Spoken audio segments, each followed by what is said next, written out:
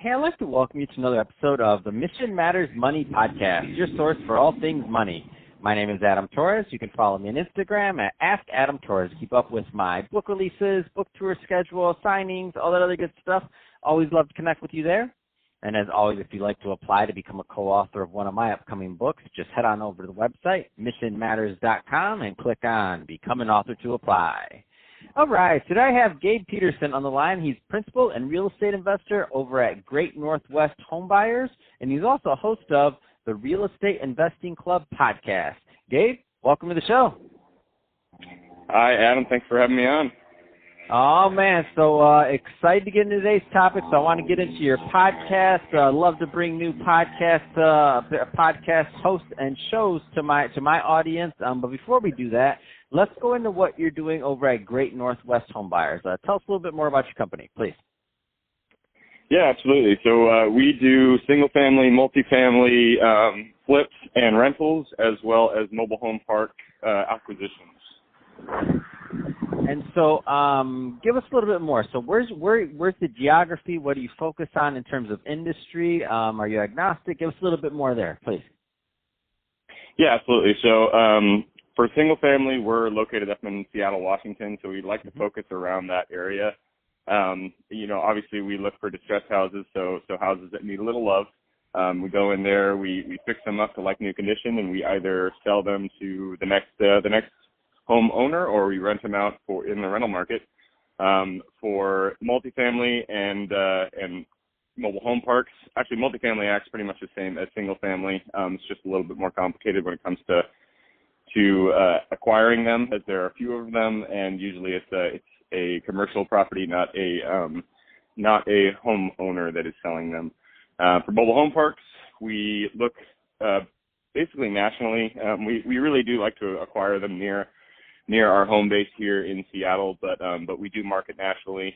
So we have a couple out in South Carolina, in Texas, that we're working on right now, and then we're buying one out in George, Washington, which is a funny name.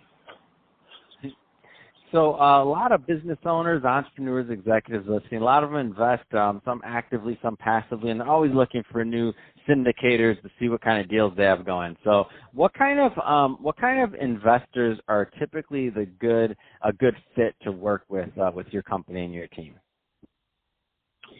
Yeah, so we do not syndicate our deals as of yet. We've been using our own money, and then we have private lenders that we use for capital. We haven't put out for syndication, but if somebody did want to be part of the deal, we have considered it. So that's something that could be down the pipeline. That's awesome. Yeah, no, I love it as the company grows and everything else. It seems like that's the natural progression. Am I off? I mean, that's typically how it works, right? You start, and then at some point it gets bigger and bigger, and then you're like, all right, we got to go the syndicating route. We got a big deal in our hands. Yeah, that does seem kind of how the natural progression goes. I guess it's all up to your own personal taste. When you get into the syndication realm, obviously you get into bigger deals. And we're kind of happy with where we're at. We sit, for mobile home parks, we sit around, 20 to 50 pads, which isn't too big. The deals are somewhere between, under $1 million. And so we're kind of happy with that little sweet spot.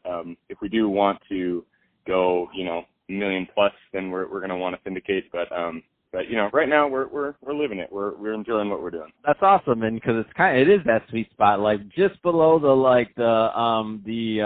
sights of those big institutional investors or hedge funds, but above your everyday mom and pop investors. So you have that kind of nice little sweet spot. I like it. I like what you're carving out in the market over there. Yep.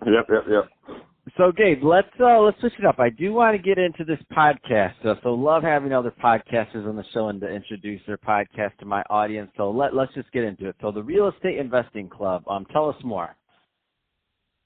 Yeah, so Real Estate Investing Club, I started it actually recently because COVID's happening, and I really like networking with other investors. And so, stuck up in my house, I was just thinking, what is a good way to continue to network, continue to meet people, continue to get new ideas on investing, and podcast just jumped into my mind. And so I started it, 2 months ago. And we've got 36 guests on the show now.